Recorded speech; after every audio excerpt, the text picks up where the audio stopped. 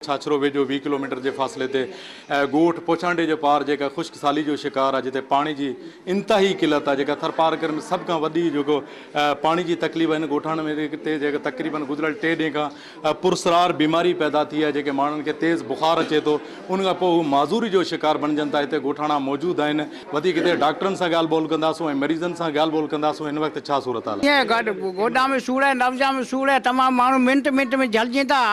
अस्पताल में ना घटी कोने 250 माण्हू पहुचां तो पार डॉक्टर हिते जान था असांखे ख़बर पए कोन। बुखार अचण खां पोइ जेको जिस्म है गोडा ऐं बाहीं हथनि जो पेर हथ सभु सुकड़ी वञनि था, मथे उथिजे कोन थो। इन जे करे चऊं था त असां वटि कैंप लॻी वञे पोछाड़ो पार में तो असांजे हुते बि माण्हू सहूलियत थी वञे। माई खे बुखार छॾे न तंहिंखां चकर अचे, माई किरियो पवे, उनखे पाणी हाणी उनखे सिधी करियूं, डॉक्टर खे वठी अचूं। डॉक्टर चई हा असीं छा करूं? बुखार अचे तो उल्टियूं थियनि थियूं, हीअ जेको जोड़ आहे सभु कमु छॾे ॾियनि था, सभु टूटा थी वञनि, उथण सां लाचार उतां झोलियूं खणी ते अस्पताल जे हवाले करियूं था। जिस्म में सूर है, संधा में सूर है, उठण बेसण में लाचार, बेसे कोन था सघां, हले कोन था सघां। माण्हू बि जो भेड़ो उठाड़े बेसाड़े तो थींदो आहे ईअं त मोस्टली कराची में माण्हू हिते जा इंडस्ट्रीज़ में कमु कंदा आहिनि, उहे गॾियल हिकिड़े माहौल में रहंदा आहिनि। ऐं पुराणे हींअर सस्पेक्ट थियो आहे, डायग्नोस थियो आहे चिकनगुनिया जेको आहे हुते